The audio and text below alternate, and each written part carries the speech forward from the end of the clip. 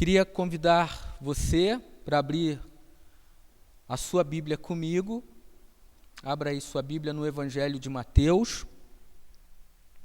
capítulo de número 13, para a gente ler mais uma parábola. Evangelho de Mateus, capítulo de número 13.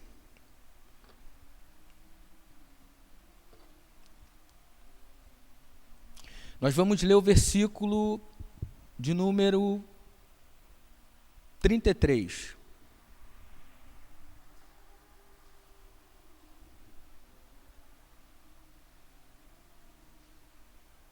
Evangelho de Mateus, capítulo 13, versículo 33. Todo mundo achou?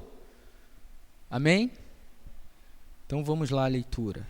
Diz assim a palavra do Senhor: Jesus lhes falou outra parábola. O reino do céu é comparável ao fermento que uma mulher misturou com 3 medidas de farinhas até ficar tudo fermentado. Só esse versículo, que está dentro de um contexto de outras parábolas que Jesus propôs para as multidões. Em alguns momentos, Jesus propõe a parábola para um círculo mais particular, para um grupo menor, nesse caso, seus discípulos. E é impressionante como Jesus tem a capacidade de falar com tamanha profundidade a partir de coisas muito simples. Se fosse em nossos dias, nós poderíamos dizer que é a parábola da receita do pão ou da receita do bolo, porque Jesus ele utiliza uma situação que é típica do cotidiano daquelas pessoas. Ele utiliza de uma ilustração que, principalmente as mulheres que tinham sob sua responsabilidade essa tarefa de preparar o alimento, ele conta aqui a história, uma pequena história, onde o desejo dele é ilustrar a partir dessa história como que o reino de Deus se estabelece. A gente já viu aqui, na parábola do grão de mostarda, que o reino de Deus, ele se estabelece a partir de algo minúsculo, como uma semente, mas essa semente, ela cresce, vira um arbusto frondoso, e ali, por exemplo, a ênfase de Jesus é que aquilo que começou de maneira muito singela, pequena, se torna grande aos olhos de todos, a ponto dos pássaros fazerem morada, a ponto dos pássaros utilizarem aquele espaço também como lugar de acolhimento. Então o reino de Deus é esse, diferentemente dos homens, enquanto desejam estabelecer reinos, que muitas vezes esse estabelecimento se dá à base da força. O reino de Deus é sutil, mas é poderoso. O reino de Deus é impactante, mas ele se dá de maneira sutil, se estabelece de forma sutil, como Jesus está descrevendo aqui nesse único versículo que a gente leu. É algo que você sabe que está acontecendo, está sendo estabelecido, mas não salta necessariamente aos olhos. É muito sutil, da maneira como acontece quando uma porção de fermento é colocada numa massa de farinha, onde muita coisa não pode ser feita depois que você simplesmente estabelece esse processo. Você vai lá, mexe a massa, coloca o fermento, tem que esperar um tempo para que aquele processo de fermentação aconteça, é um processo. enquanto está acontecendo, ninguém sabe exatamente como que aquilo está acontecendo. Então Jesus está chamando a atenção para esse fato. O reino de Deus é comparável ao fermento que uma mulher mistura em 3 medidas de farinha até ficar tudo fermentado. O reino de Deus se estabelece de uma forma que, embora você não saiba como, e às vezes a gente fica muito preocupado em como, em quando, ou muito preocupado com aquilo que pode ser visto ou é palpável, e aquilo pode então definir o que é o reino de Deus na cabeça de muita gente. E Jesus está falando que esse tipo de entendimento, muito embora o reino possa, em alguma medida, ele é perceptível aos olhos, essa não deve ser necessariamente a última preocupação. Porque há um aspecto do reino, ele pode ser sentido, ele se expressa, ele se manifesta, mas não necessariamente a última palavra é a partir daquilo que se vê. Quando se vê necessariamente, é porque nesse processo a fermentação está acontecendo. O que você vai constatar com os olhos em algum momento, o que você vai constatar com as mãos, você pode tocar, você pode pegar em algum momento, é resultado de algo implícito. O reino de Deus está sendo fermentado nas mentes, nos corações, no ser de cada um, mas de maneira que nem todo mundo está percebendo isso. Mas à medida que isso ocorre, inevitavelmente as percepções vão surgir. É isso que Jesus está ensinando nessa passagem. Ele faz essa comparação de maneira objetiva, de maneira direta, utilizando elementos simples, ingredientes. Aliás, essa é a receita de Jesus, simplicidade. A receita de Jesus é baseada em simplicidade, o que não quer dizer que no meio dessa simplicidade não exista riqueza, no sentido de entendimento, não exista força, não exista poder, mas com conotações de força e poder que se manifestam no meio da simplicidade, no meio de algo tão singelo. E aí, Jesus está dizendo, o reino de Deus, e aí a gente precisa entender o que é reino de Deus na cabeça da multidão, na cabeça das pessoas, nos primeiros ouvintes, naquele público primário de Jesus, naquele contexto mais imediato. O reino de Deus era algo que iria se estabelecer a partir de sinais pomposos. Os religiosos viviam pedindo sinal. Qual é o sinal, Senhor, Mestre? Qual é o sinal de que o reino de Deus chegou? Qual é o sinal de que o reino de Deus está se estabelecendo? Por que da pergunta? Porque para eles, algumas coisas estavam bem definidas. O reino de Deus será estabelecido com muita força. O rei que nós esperamos, que nós aguardamos, será poderoso. É o rei que vai destruir aqueles que nos oprimem, os governos humanos.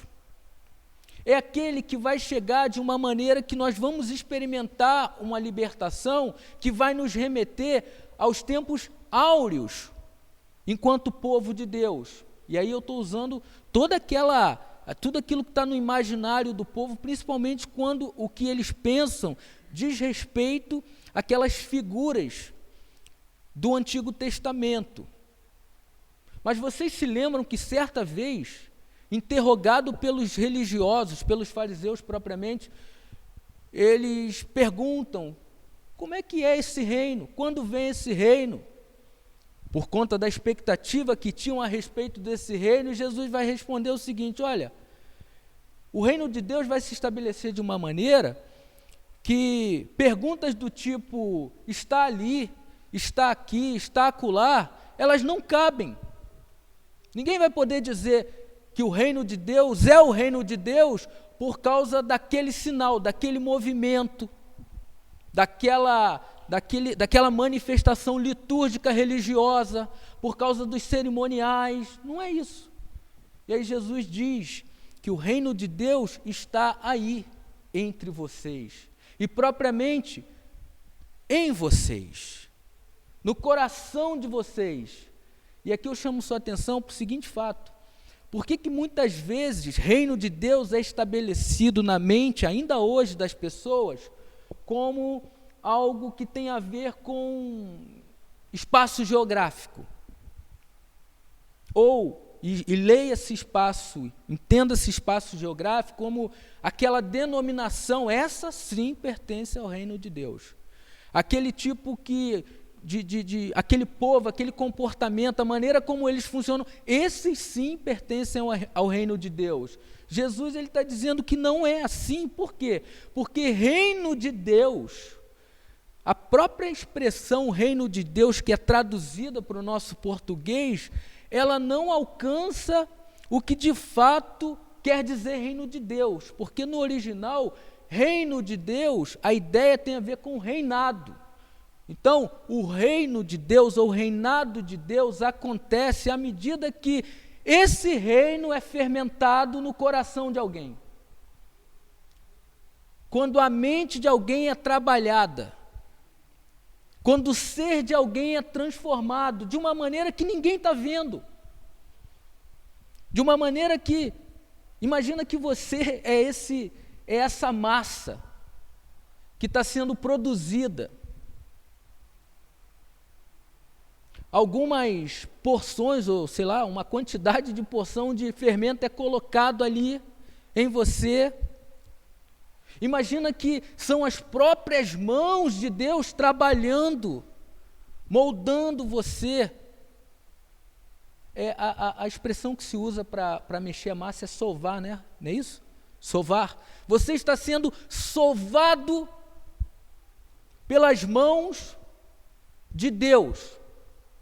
E essa fermentação vai acontecendo. Enquanto o descanso dessa massa está acontecendo, os efeitos transformadores desse fermento, desse poder, em meio a essa simplicidade, de maneira que ninguém está enxergando, está acontecendo. Não é isso que acontece com a sua vida? Não é isso que está acontecendo com sua vida ao longo, talvez, de 20 anos, de 10 anos, de 3 anos? Esse processo está acontecendo o tempo todo. E não necessariamente a gente tem que ficar preocupado que o que está acontecendo deve ser da percepção de todos. Porque enquanto isso acontece implicitamente, você sabe que está acontecendo. Você percebe isso na sua vida. É inquestionável quando você olha para si e você vê os efeitos desse reino, desse rei que está, na verdade, reinando em sua vida. Então Jesus está dizendo isso para aquelas pessoas. O reino de Deus já está estabelecido, mesmo que não em sua plenitude, mas ele já está acontecendo. Ele já está se desenvolvendo. Ainda que muitos não percebam com os olhos, ainda que muitos não possam, de alguma forma, em termos de proporção, vamos medir o que é o reino de Deus, de que tamanho é o reino de Deus, o reino de Deus está acontecendo. O tempo todo. E aí a nossa vocação, enquanto discípulos de Jesus, como gente que está experimentando essa fermentação, nós somos chamados para levar isso também para que outros experimentem disso, de maneira sutil, sem necessariamente ter que usar a força como elemento, como argumento. Você já viu, já teve diante de alguém que não resiste à força do argumento? Aí o que ele quer fazer? Ele quer usar a força como argumento, ele quer brigar, ele quer bater. ele quer gritar, ele quer de alguma maneira demonstrar que no fundo, como ele está sendo contrariado, ou por que não dizer assim, vencido, ele então quer usar a força, ele não admite. E aí Jesus não está preocupado necessariamente que os seus opositores, que as pessoas que estão ali em sua audiência estejam ouvindo, e ele preocupado, será que eles estão crendo? Será que eles estão sendo convencidos? Os religiosos fazem isso. Os religiosos querem estabelecer o seu modo, né, de fazer o reino de Deus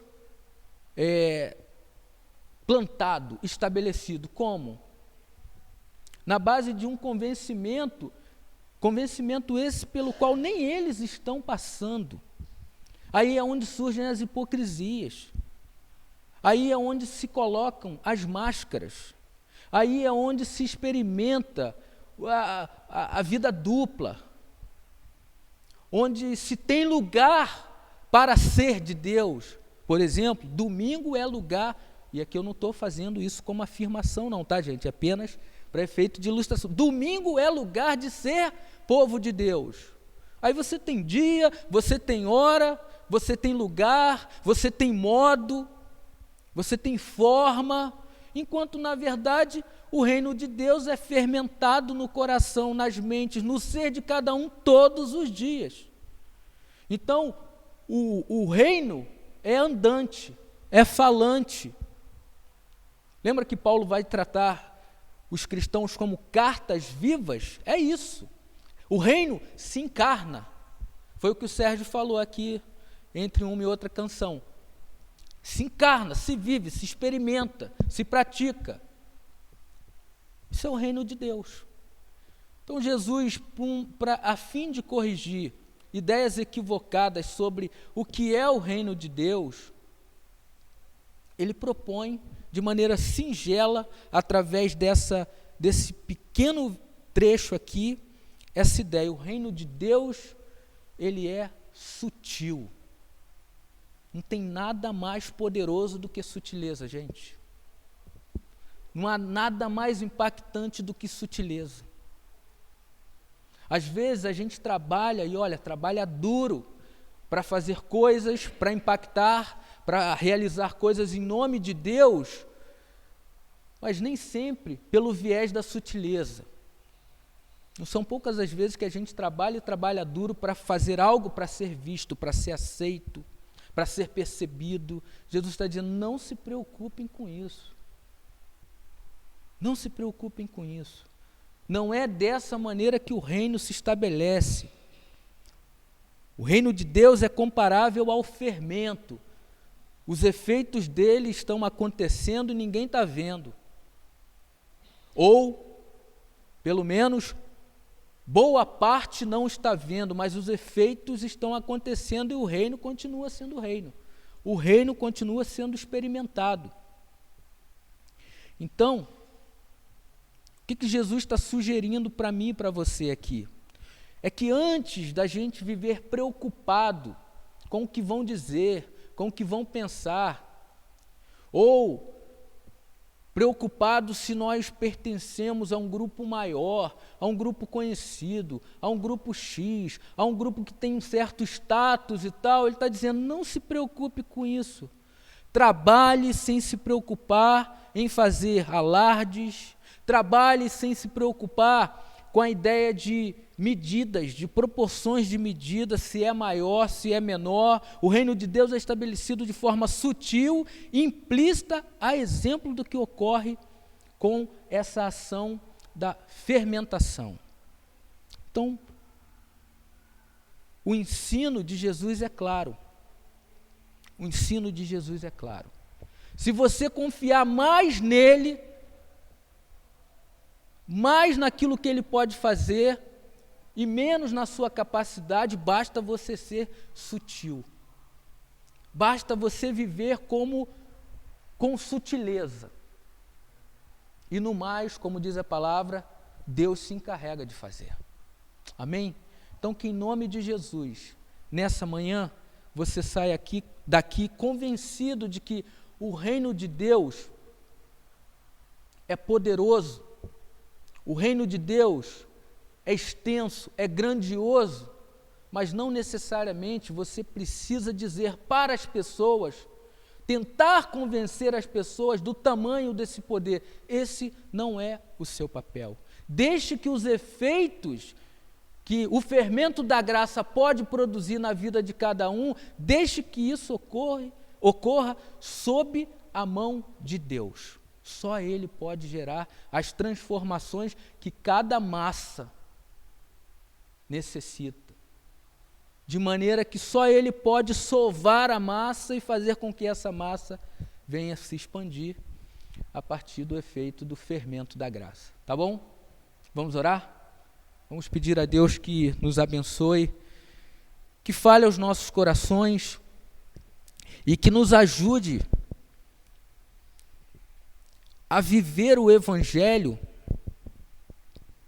de uma maneira poderosa, graciosa, de uma maneira que o que tem que ficar explícito é simplesmente que somos servos de Jesus, servos uns dos outros, pertencemos a um reino que é marcado por uma ética santa, que é marcado por justiça, que é marcado por amor fraterno, que é marcado por comunhão. E tudo isso pode e deve ser experimentado com muita sutileza, com muita doçura, com muita graça. Senhor Jesus, em Teu nome nós oramos e Te pedimos que o Senhor derrame da Tua graça sobre a vida daqueles que estão aqui nessa manhã. O Senhor sabe o que vai no coração, no íntimo, no ser de cada um.